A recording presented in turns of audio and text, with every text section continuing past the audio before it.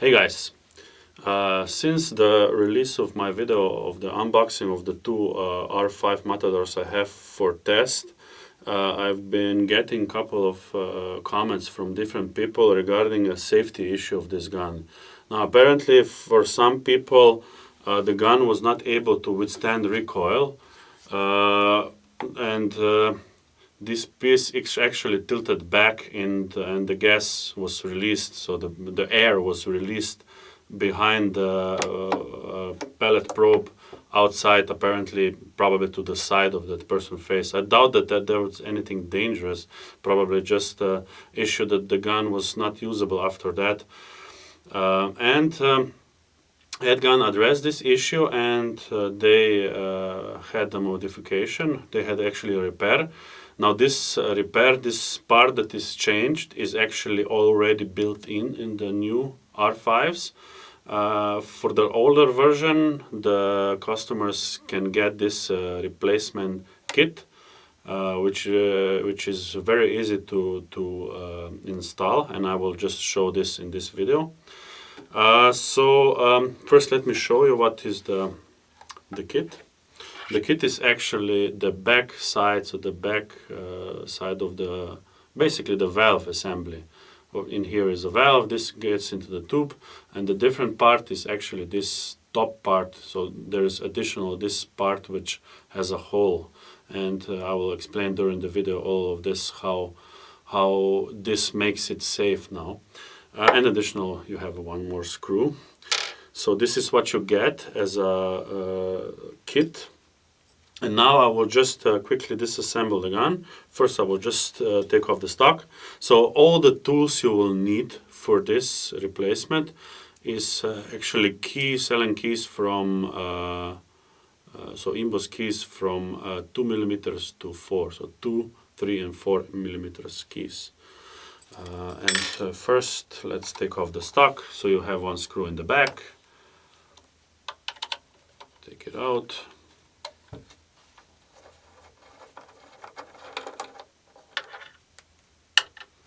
And one screw for the trigger guard.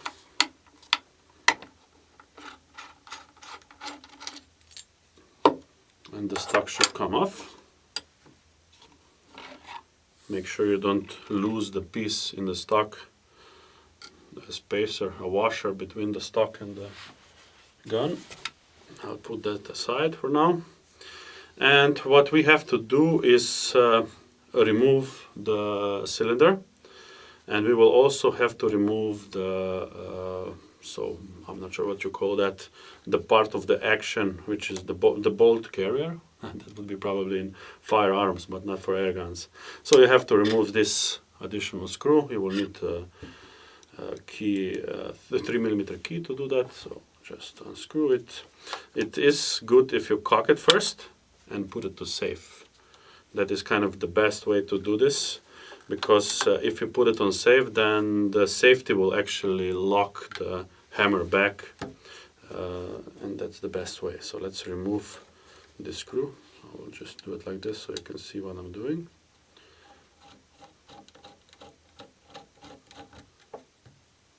Okay, so I can now show you what happened. So let's put this everything in one piece so we don't lose anything. Like this. Okay, so over here we have the hammer, and this bottom part, the black part, I will just zoom this in a bit. So the bottom part, the black part, is actually already this part, the part that you will replace. And as you can see, this screw doesn't go through that part at the moment because this part has that hole and that part is just cut off over there. So that means that the recoil, all the recoil on the bolt is actually held in place by this groove. So there is a slight groove on both of these sides. So the groove is tilted, so you cannot pull it off easily. But apparently if slightly higher force from the recoil comes, this can get taken off. And I will demonstrate this by just slightly untightening first this screw. Let me just zoom out first. So I will just untighten this screw. And now you can see that what can happen. And you also see that the silver aluminum part fell out. So I must say that I was shooting with this setup and I raised the power to the maximum. In 30 caliber I got over 145 joules, so that's over 100 foot-pounds, and I never had this issue. So I think that this is not dangerous. So this shouldn't happen even if you don't have that replacement kit. If you have this part installed and you have this screw very well tightened in. Now this part is necessary because otherwise this screw would bend this part together, and if it bends then you have less of an angle with this groove and it holds it in place a little with not so much. So basically I use it with this part by default and everything was fine. But it's good to be more safe than to have that kit, and then you don't have to worry at all. So let's take the cylinder out. You take the cylinder out by unscrewing this screw. And when you're doing this, push it slightly. This is the bottom side of the gun. This is the top side. So towards the bottom side of the gun, so it moves away from the cylinder. So you just push the key a little bit up once you screw it and just go to the end. You don't have to tighten it at the end, just so it remains in that place.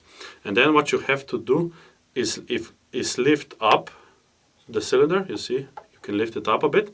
Now, of course, this is actually down if you're looking at regards to the gun.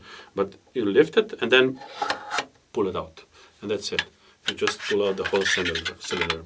Now we won't be needing the gun right now, so I will put it aside, so we will only need the cylinder.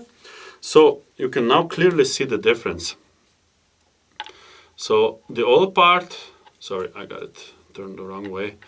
The old part didn't have here this hole. Actually, it had no material here, so you couldn't make a hole in it. And this is where this hole comes into play, because this actually now holds the recoil. You will see that when I screw everything together.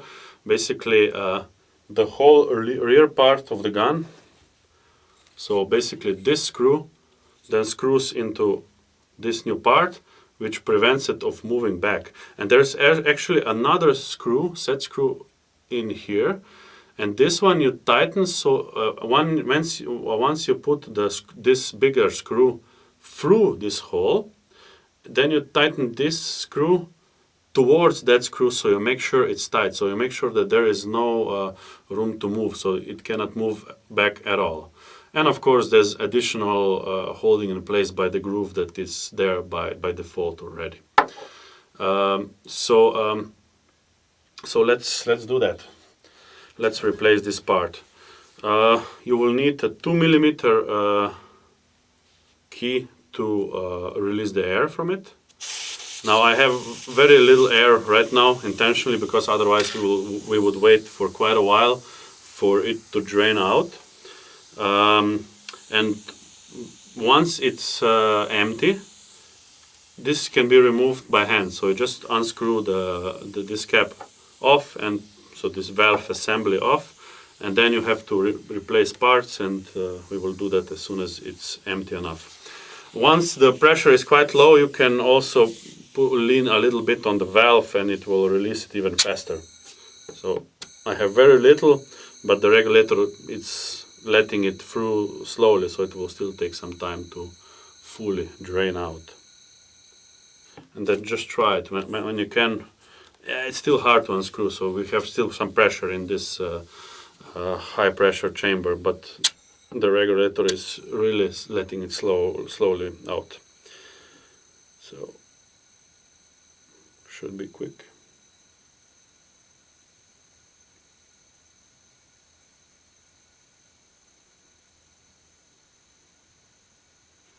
Okay, let's test it. Still slightly hard. If it's still hard, then just make sure that it doesn't fly out, because there's some pressure behind the regulator. Now it will push out the regulator for sure, because I still have slightly pressure behind it. But not big of a deal. So I will just hold it.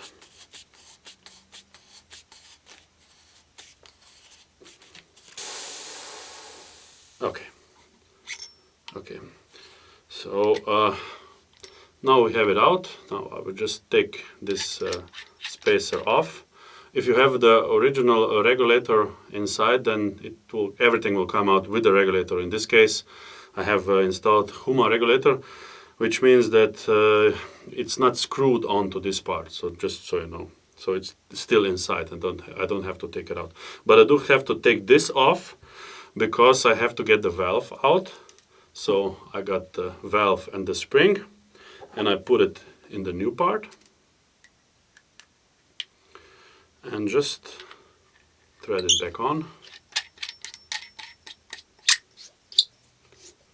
And then it goes back inside.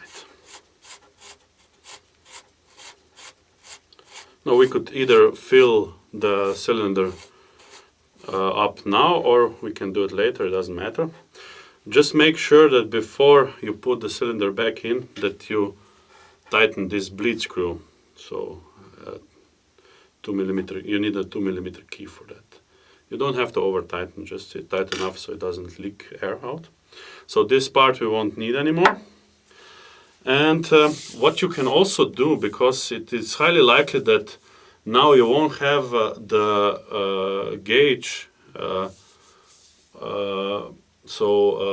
in line with the gun, so it will actually be upside down or something like that. You can thread this off, thread the end cap off, and while it's still not under pressure, rotate the back part so it's facing up, so the transfer port is facing up, and then screw it in as much as possible, as much as possible so that the gauge is still leveled. So let's say this is approximately level, and the gauge is something like this. There.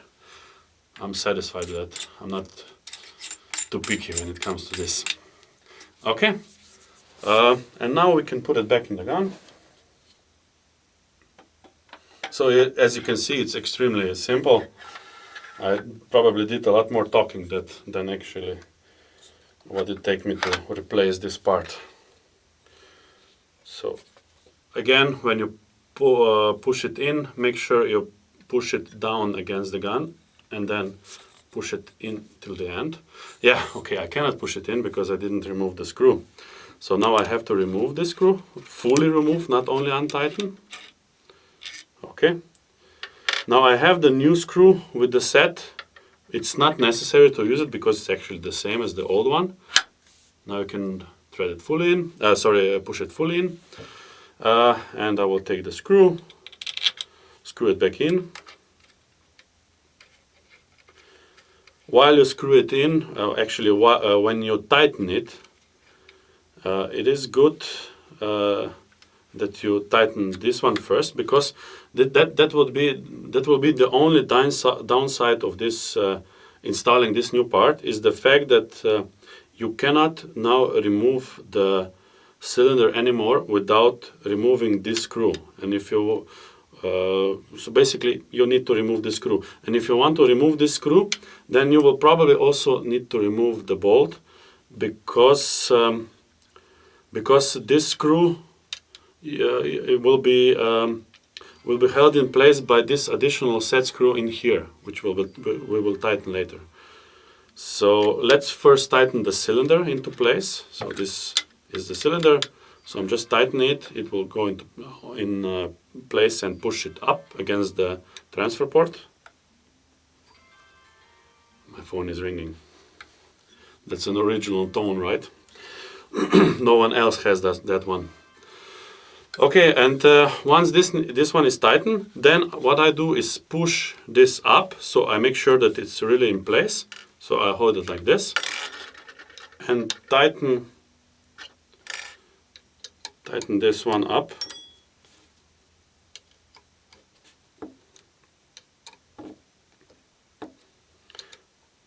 Okay, once you have it tight, then you have to tighten up this small set screw, which I showed you earlier.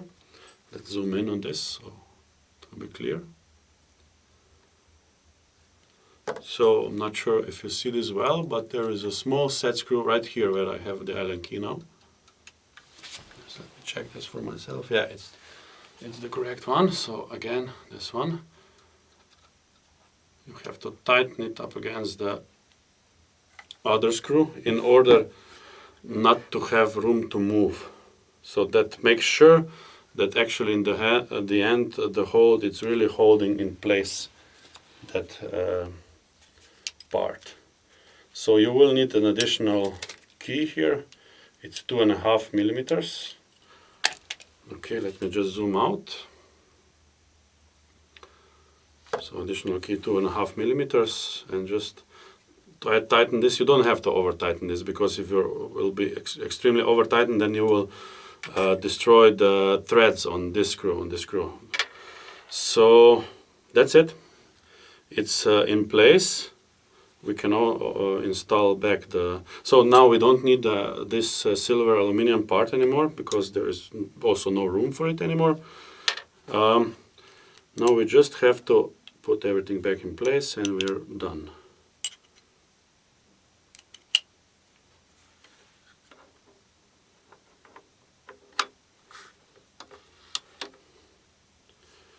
So everything remains the same with this part, except for the fact that you cannot remove the cylinder out anymore without also fully unscrewing this screw, for which you also need to unscrew the inner set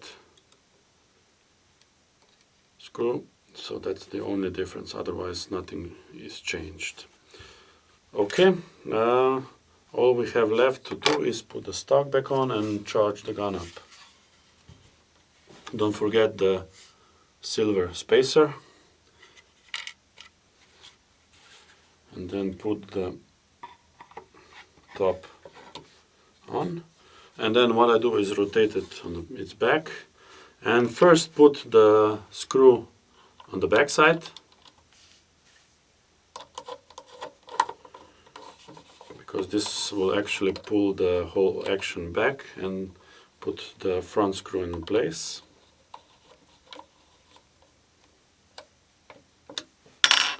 And at the end, take your trigger guard with the screw. I left it inside, the screw is still inside. And just thread it in.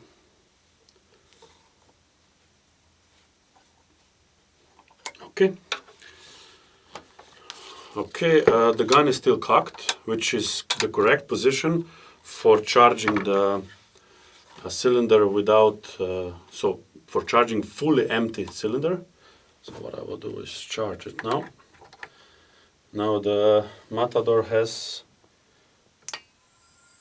a valve that does not allow too fast of an airflow, so you can open the bottle fully and it will not charge it too fast for it to heat up or anything like this.